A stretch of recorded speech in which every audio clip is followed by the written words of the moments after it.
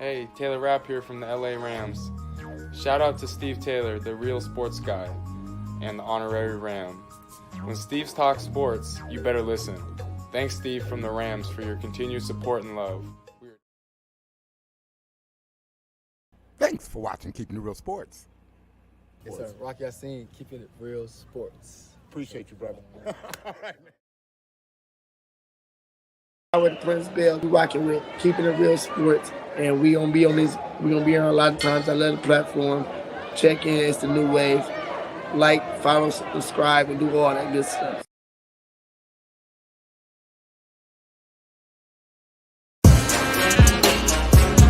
Come on, come on.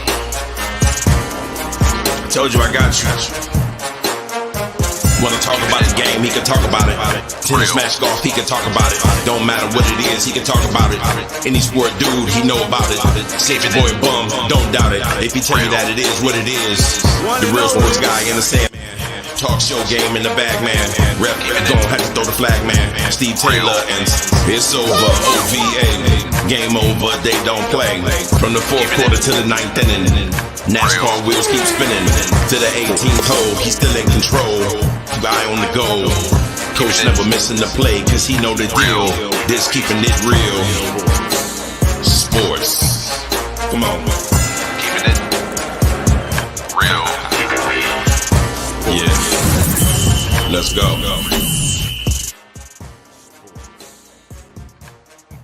The Monday edition. It is Reaction Monday, and trust me, we're not gonna overreact. Boy, I got a big one planned for you today. Major League Baseball playoffs are heating up, and it's in full form. We're gonna talk about that Game 7, and it looks like the American League, the National League Series is gonna go to Game 7s. So we're gonna talk Game 7s. Man, we're gonna look back. We're gonna talk about NFL, talk about things that happened yesterday. We're gonna put a bow on everything that went down, and we're gonna go back to Saturday, talk about those big games, those pick 3 games, a game of the week, give you, man, insight on how I might see things coming up in this week's college poll. And then, of course, it's Monday Night Football, but we're going to give you an extra one tonight. Tomorrow tips off the new basketball season. So we're going to give you the preview to that and give you 5 things that we think to look forward to into next year. But first, you know how I do it, man. I always got to do what's hot off the press. And let's see what's hot off of the Keeping It Real Sports press.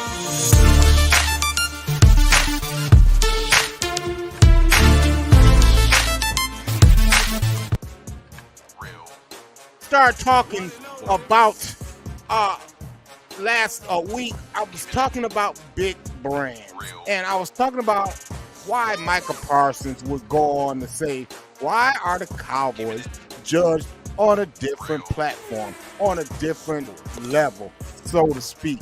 Well, Micah Parsons, you know, I got a little bit of pushback of some of your fans. So first, let's go back and see exactly what Micah said and what forced me to talk about big brands. So why is it that we are just scrubs and we're nobodies that don't deserve to be on the field and we're just all talk, but there's 100 excuses for these other teams? If y'all just want to hate Cowboys Nation, just say y'all hate Cowboys Nation. I'm tired of people trashing my quarterback. I'm tired of people trashing my team, and that's why I had nothing to say to the media this week. You want to hear me talk? Come to hear me talk on The Edge Monday.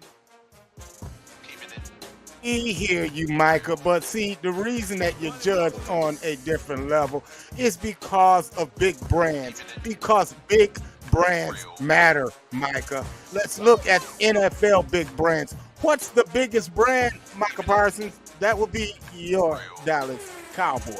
See, to be a big brand, you have to be judged as a big brand. Therefore, consequently, you big brands deliver. See, the reason that you're so incensed, should I say, about what we, the media, sing about you and the Cowboys is because you haven't been delivering. Let's look at college football. Big Brands has done nothing but won national championships. And if you see the big brand that's missing there, people, it's Michigan. Because, yes, see, sometimes big brands will fool you, but these big brands deliver. And we're talking about delivering, Michael Parsons. You have to be able to deliver. Kind of like we saw Myles Garrett deliver. But we'll talk more about that a little bit later on. Or even another guy that's always not talked about, TJ Watt. Those are big brands that deliver, Michael Parsons. We expect you and your quarterback to deliver. That's what I'm saying. And more on that, man. I want to go inside and bring in my good friend Dale Parker and talk more about big brands. Dale Parker, what got me to thinking about big brands was in particular this Saturday when I saw the big brands start to step up, man. And every now and then you get pretenders that come into that. Pretenders kind of like Washington, USC, kind of like Oregon, those kind of guys. Those aren't the big brands I'm talking about. I'm talking about the big brands that deliver. Like Georgia delivers. You can say what you want about Alabama, but they deliver. You know, the Ohio State Buckeyes, they deliver. You know, when Clemson is at its roots, they deliver. Big brands matter, you know, and guys like Michael Parsons, y'all got to figure that out, man. Hey, Steve, how you doing? Good, man. Great. Thanks for having me on again. Yeah, you can't be a big brand and not come up big. You know, the Cowboys haven't won anything since the last Super Bowl 26, 27 years ago. Right, you know, right. And the reason why they come down on Dak is because when it's time to show up in the big games, Dak shrinks. Yeah. He can be counted on to throw a couple interceptions. So you can't be the big brand and expect not to get all of the hate that comes your way. And a lot of it is really not hate. It's just actually telling the truth and the facts of what is going on the field. Now, a lot of people hate they don't hate the Cowboys. They hate the Cowboy fans. And that's what you have to keep it real. The Cowboys could go 1-16, and their fans will say, next year we win in the Super Bowl, as soon as the season opens. Right. I mean, like, even in the win that I saw that you had against the Chargers, your last win, what I saw was 11 penalties. See, 11 penalties is what got you booted out of playoffs last year. Man, right. I'm seeing a lot of the same, man. And that's all we're saying, bro. Man, let's just keep it real, man. That's kind of what we tend to do here, man.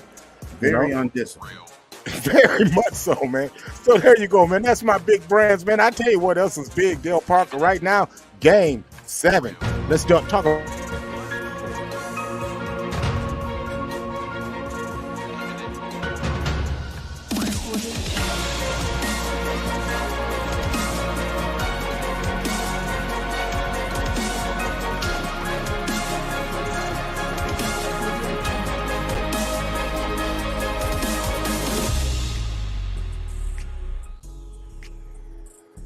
Dale Parker, the Texas two-step is underway, and it is starting to heat up.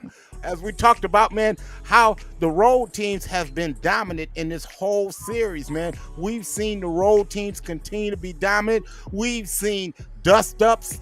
We've seen threats. We've seen bench-clearing brawls. We've seen future Hall of Famers show up to the set. And what we saw in Game 6 was the Texas Rangers continuing the road team domination in this series, man. The question is, can Houston win a damn home game? Well, the answer to that is it depends on which Max Scherzer shows up today. Because if the Max Scherzer that showed up in Game 3, you can forget it.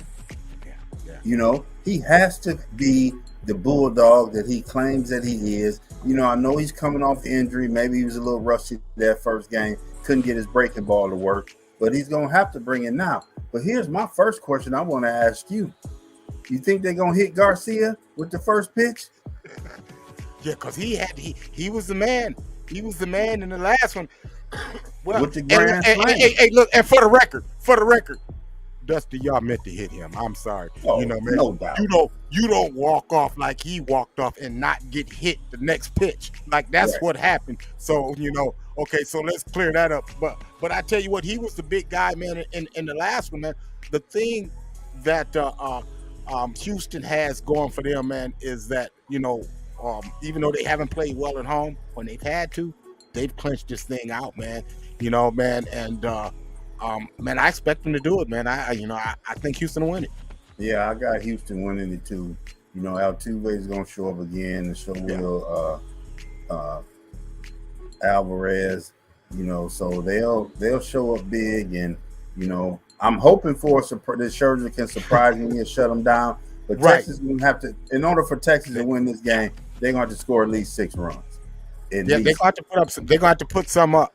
They're going to have to put some up, man. I'm telling you who's putting them up right now, man. Right now, it's the D-backs. The D-backs have found their footing, man, after being, man, outclassed in the first couple. But the D-backs had something to win, to talk about in a couple of walk-off affairs, man, close affairs that they found their way to win.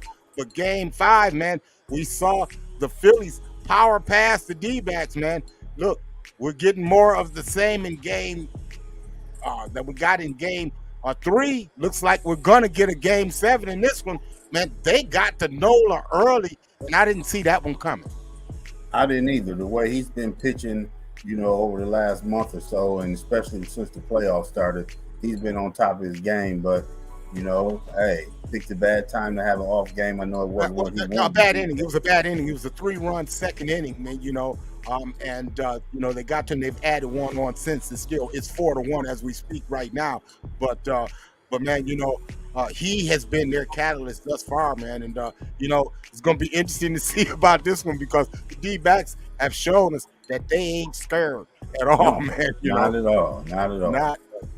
Not at all. Hey, Dale Parker, we did our pick 6, man, in the NFL, man.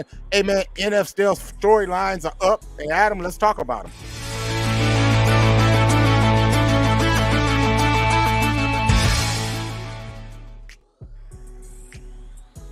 So as we recap yesterday, Dale Parker, I was 500 yesterday, which is not bad. It's not bad, but man, to sports guy standards, it's not what I'm looking for, man. I want to be more like I was last week, man. But man, as I look at it, 26, 29, and 13 on the season, not bad. It's a winning record, man. Let's look back at some of what I had and what we talked about in our pick 6. When we start with the game of the day, this was my lock of the week. Dale Parker, I just knew that the Kansas City Chiefs, man, would show up and show out, man. They did just that, man. I mean, a record offensive performance in that first half, man. Mahomes threw for 321 yards in the first half. He threw for 3 touchdowns in the first half, 424 yards overall. Travis Kelce had a record day. He went for 12 catches, 179 yards, man. And as long as Taylor Swift keeps showing up, that dude keeps showing out. Yeah, what can you say?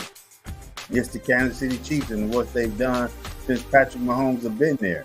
They go out, they lose a few receivers, and he's going to look to Kelce, 12 to 15 targets a game, and for whatever reason, you just can't stop him. And on the other side, you got a coach who's, defensive-minded coach, and he's yet to come up with a way to slow Kelce down. They've won one game since him and the quarterback, whose name is slipping my mind right now, have been there. So I just don't see them, getting anything done. They got the players, but they just need somebody. They need new leadership over there. Yes. It wasn't a good look at all, man.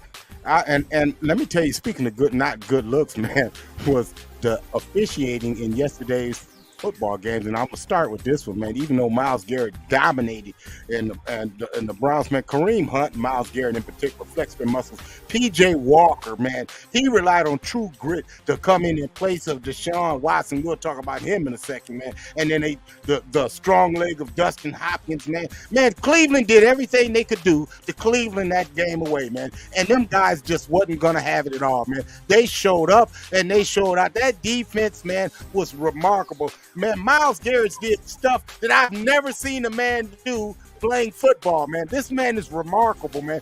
And then the hosing, though, at the end of the game by the officials, and not one bad call, but two bad calls, man, because the Colts put up the fight, man. They should have had a chance to win this game, man. Yeah, the Colts had them. They had them on the rope. When I looked at the game, and I'm like, Cleveland is really on a high, and they hadn't really come down from beating San Fran last week, because to give up 38 points to the Colts, not that the Colts are a bad team and the Gardner Minshew, but, you just shut San Francisco down the week before. Now you come back and you allow 38. But, man, yeah, as much as I wanted Cleveland to win that game just as a homer, it's the officiating, man. Something is wrong. And I hate the fact that after a game, everybody has to answer questions but the official. Exactly. And which brings me to the next game, Dale Parker. And I'm sure you knew that I would get to this one. Okay, I'm sure. Okay, the Rams wasted another opportunity to win consecutive games, falling to the Pittsburgh Steelers 24-17. Puka Nacua had a big day. He had 154 yards, eight catches, 154 yards. But the Rams haven't won 2 games in a row since early 22.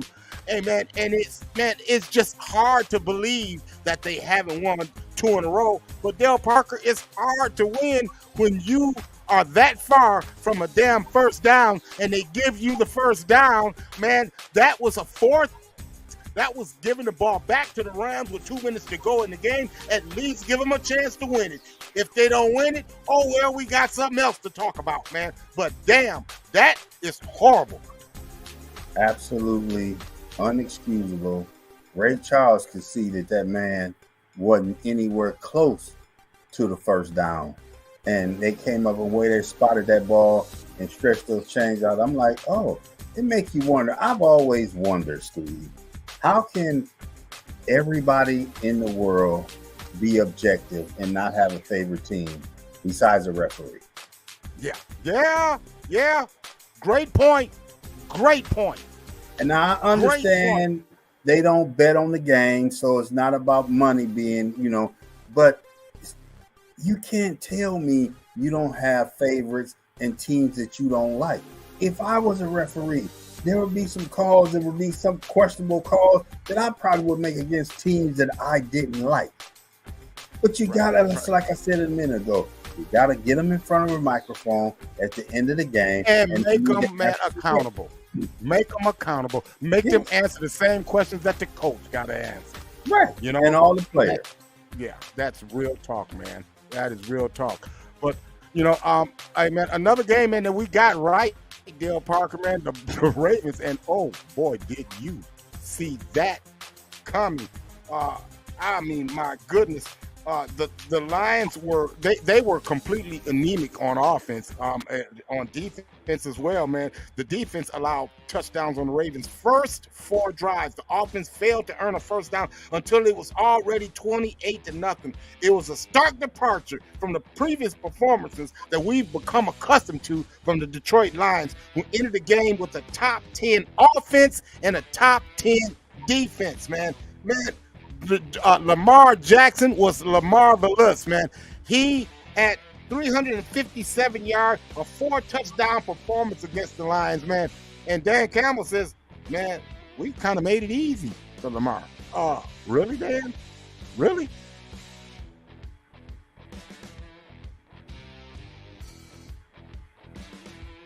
Yeah. It's hard. It's just hard. It's hard to even fathom, man. Tell you what else was hard to fathom, man, was the big game that we talked about, man. The game of the day, man, which was the Dolphins, man, against the Eagles, man. The Eagles put together a complete performance, broke a tie late in the third quarter with 14 unanswered points and way to a 31-17 win over the Dolphins in the first of 2 Kelly Green games. And I tell you what, Dale Parker, I like the Kelly Green jerseys. Man, they need to get back to those. Kelly Green jerseys are nice. That was a very good competitive game. Dolphins got off to a slow start, got it going, in the second half.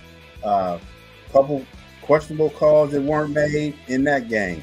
Philly had no penalties the whole game, which I find hard to believe, but the face mask that they didn't call on one of the wide receivers, and then when Tua threw the interception early in the fourth quarter, you could clearly see that Mostert was grabbed by the linebacker number 52 for the Eagles, and they, and then the ball got intercepted by the safety coming over, who made a great play coming over off of Jalen Waddle, but he grabbed Mostert and pulled him away, But you got to tip your hat to the Eagles. They got one of the most effective plays in football with the tush push. It's hard to stop. It's hard to stop. Yeah. It's hard to stop. And real quick, back to that Detroit game that I missed real quick. I'm sorry, but at one point, this is just how bad it was. Total yards at one point was 222 to 6. Yeah. That's how bad Detroit played in that game. Yeah, it was not a pretty deal, man. It was not pretty, man. I tell you what else wasn't pretty, man, was the affair that went on, man, in Tampa Bay, man. Tampa, as Young Ho kicks the Falcons into first place with a last-second field goal, man. Man, it was a 51-yard kick. That Young Koo put through, man. But this was a low-scoring game. It was largely defined by low-scoring chances, lost to turnovers on both teams' behalf, man. Young Koo kicks the 51-yarder, man. But the Buccaneers had tied the game with 45 seconds left on a Chase McLaughlin 33-yard field goal, which was set up by a Baker Mayfield 31-yard scramble. Baker Mayfield got a lot of fight in him, man. Y'all can say what y'all want, man, but I got a lot of love for Baker. But, man, man, those Atlanta Falcons, and I had them the sneaky getting in to the playoffs, man. They might win the damn division. And Desmond Ridder is playing good. Had 3 turnovers in the red zone early in the game, but when they needed him, drove the team down and got him in field goal range. And I tell you, Young Koo, I remember, in his rookie year, he missed so many kicks. I'm like, this guy ain't going to make it. But they decided to stick with him. Right. Yeah, and it's paid off. It really has paid off. Yeah, it really has, man. Hey, man, real quick, Dale Parker, man. Hey, man, everything has changed at the top of, man, my power rankings, man. I've got a lot going on, man. Right now, I still got the Jacksonville Jaguars. They come in at number 5, 5-2, man. Sunshine showing up, showing out, man. Hey, guess brand new team into our top 5. You can't blame me for this one, man. They were on the brink of it last week. They can bust through with flying colors. Got to put the Ravens in there, man. Hey, and coming back, Philly showed up and flexed their muscles, man. Did what they had to do, got the job done. They're in at number 3 this week. The Kansas City Chiefs, they are number 2. And again, until you got to beat the man, the 49ers, they are the man. Definitely. See no issues, and I have no issues with the top 5 this week at all. Hey, Del Parker, man, let's go back and look at, man, the games that we picked, man, over the weekend, man, as we look at our college picks, man, which and let me get a good one. This said, man, this is what I want for that. There we go. This is what I want.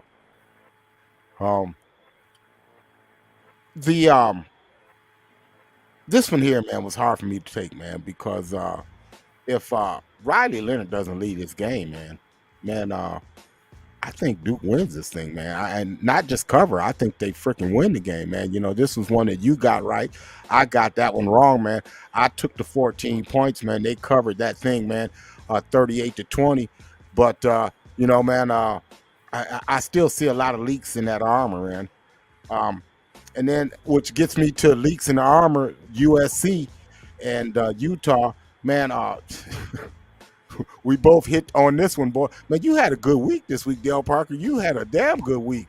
And then to get into the last one, Ryan Day had the guys ready to go in this one, man. He really had them ready to go. Man, your thoughts real quick on Ohio State, man, and the physicality of the defense of Ohio State in particular. The defense has really stepped up. And I want to give a shout out to my guy, the defensive back coach, Perry Aliano, who got the defensive back boys playing real well. The defense has really come to understand, in my opinion, they've come to understand that, offensively we've been getting off to slow start. So we got to keep them in the game until they can get that offense rolling. And Marvin Harrison had a great game, once he got going, once, quarterback settled down and settled in, and because he made some terrible throws early on in the game. But I'm glad to see, and it's good to see that defense really turn the corner and start to play well and start to shut teams down. Yeah, it really was, man. Hey, look here, man. Dale Parker, tomorrow is the tip-off of the season, man. We got 5 things we want to let everybody know what to look forward to, man. Let's do our NBA report.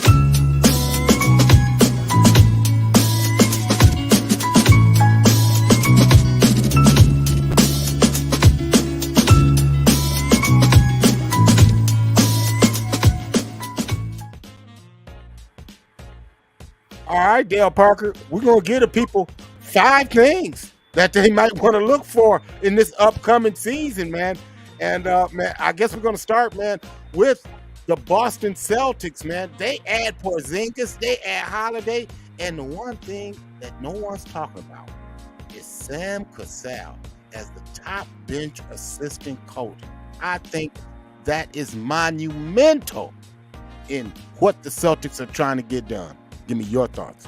Oh, definitely. Sam brings, a wealth of knowledge, of the game to that bench over there. And being a point guard, he's going to be able to get a Holiday settled in playing, and maybe he can get Jaylen Brown to recognize and realize you can't dribble.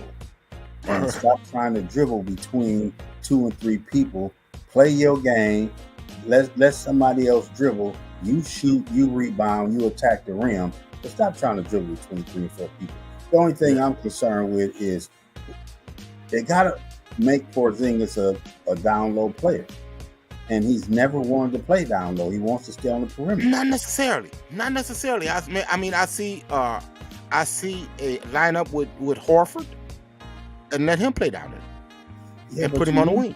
But they let Williams go. That's why they're going to have to rely on Horford. Al's about 62, ain't he? I thought it was 63, man. I thought, you close. We close. Yeah, you close. You close. Hey, man, speaking of 62, hey, man, what's the 62nd year? Well, the 21st year. You get what I'm talking about. What's it going to look like for LeBron and the Lakers? Hey, I think the Lakers going to be right back in there fighting for a championship and vying for a championship. If we can get 50-50, half man, half a season, to play a full season. If we can get 75, games out of him, they're going to be hard to beat. I think the addition of Christian Wood is really going to make a difference for that team because it gives AD an opportunity to get to the 4 spot and not play the 5. He's never wanted to play the 5. And I think Dallas made a big mistake in letting him go because he just didn't fit the mold of what Jason Kidd wanted last year. I'm glad to have him. I think he's going to make a big difference. Yeah, they got a lot, man. They added a lot, man. I like what the Lakers have done. Speaking of liking what done, man, I've liked what the Milwaukee Bucks have done, man. They add Damian Lillard. Man, my question now, are they the team to beat in the NBA? They're at least the team to beat in the East. Because, again, you still got Chris Middleton on that team, and you got Bobby Portis, who's going to bring a lot of tenacity and a lot of fight, and with those other 2 guys, I think they're going to be the team to beat in the East, and we'll see who comes out the West because if Denver repeats, I think it's going to be tough to beat them in the finals because they got that guy that can't jump over a curb, but he sure can get it done. And there you go, man. And I'm glad you brought them up, man. The thing with them, man, they've done a lot of people have rated them for some of their talent. man, are they going to be devoid of talent, man? Is it going to be enough to get them over? Because the Ben Browns of the world, where there were guys that helped him get over the top, man, in tough situations, man. And plus they've got the target on their back, man. So we definitely have to watch that, man. Tell you something else we need to watch, man, is Golden State, man. They adding Chris Paul, man. And, man, they making me think that they really think that this might actually work. I think they think it will, because I think what's going to happen is once Draymond is back, CP going to go to the bench, and he's going to come off the bench and not have to play heavy minutes so he can be healthy come the playoff push in the playoff run. But right now, with Draymond being out, they put him in the starting lineup, and moving Steph over to the 2 guard, and then you still got Clay at the 3. Right. And so I think that once Draymond get back, and you can have CP coming off the bench playing a lot with the second unit, he's gonna make a big difference.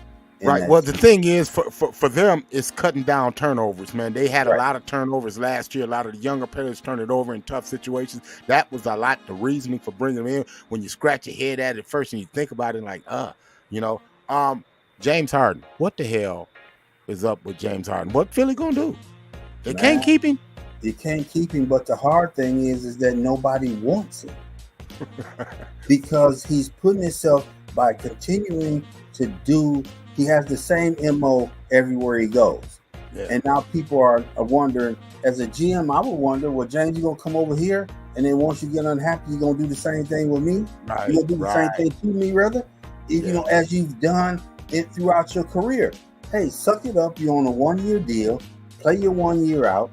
See who will pick you up next year, because you'll be a free agent.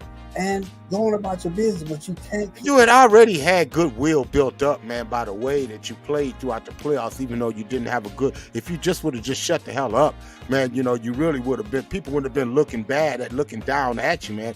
But it is what I don't want the cancer nowhere near me. Speaking of my team, man, give me realistic expectations for Victor Wembanyama and my beloved San Antonio Spurs. Steve, I watched him play one preseason game against the Miami Heat, and I told my grandson, this man's going to be a problem. Oh, you saw that, huh? Yeah, he's going to be a problem, As long as he can stay healthy, I see him being Rookie of the Year, even actually challenging possibly for an MVP spot, and I can see the Spurs making the playoffs because... And I got one question for you, because I asked my grandson the same thing, who's a big basketball guy. And I had to look it up. Who is Vassell? Devin Vassell. Yeah, man. We got him out of Miami, man. He's a tough-nosed kid, man.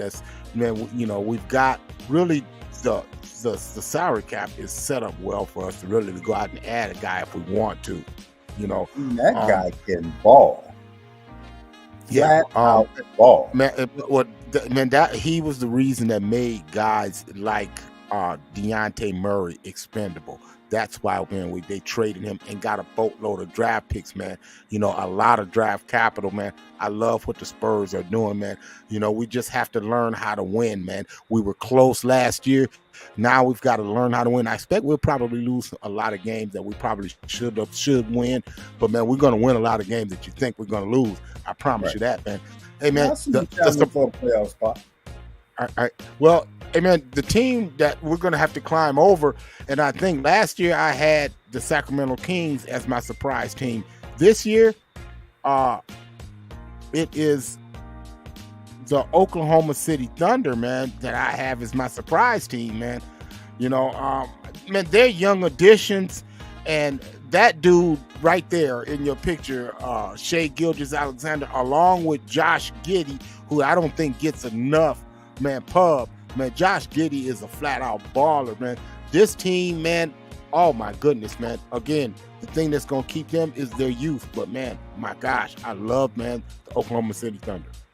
Yeah, well, I don't think they're going to be a surprise to anybody in the league, because they made the playoff game last year, the play-in tournament last year, and they lost that tournament game. So I don't think they're going to be a surprise to anybody around the league, but I can see how you could have them as a surprise team, because if you overlook them, they're going to come in and they're going to stop the world, because Shai's averaging 28, 29, 30 points a game, 8, 9 assists, and hey, get the rest of the guy. And I agree with you. Giddy is another guy that was like, who is Giddy? I was saying last year. But as you kept watching him, you knew who he was. The boy can flat out ball.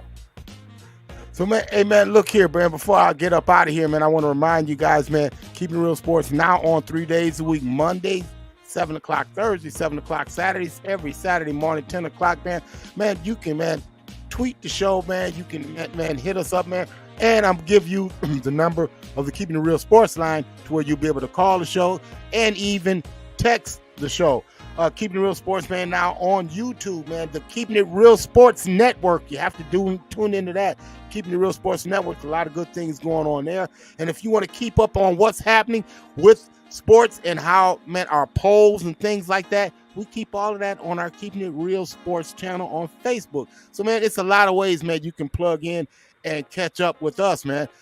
For Dale Parker, man, I'm the Real Sports Guy, Steve Taylor, man. Make sure you like, make sure you subscribe, make sure you tell a friend to bring a friend. Man, we do this, man, 3 times a week now. 3 times. 3 times? Yeah, 3 times. So I'll see you Thursday, where I'm going to give you this week's college football poll. A lot of changes. Got all of that coming up, man. See you next time. Come on. Told you I got you. Wanna talk about his game, he can talk about it. Tennis, match, golf, he can talk about it. Don't matter what it is, he can talk about it. Any sport, dude, he know about it. Say your boy bum, don't doubt it. If he tell you that it is what it is, the Real Sports Guy in the sand. Talk show game in the bag, man. Rep, don't have to throw the flag, man. Steve Taylor, and it's over. OVA.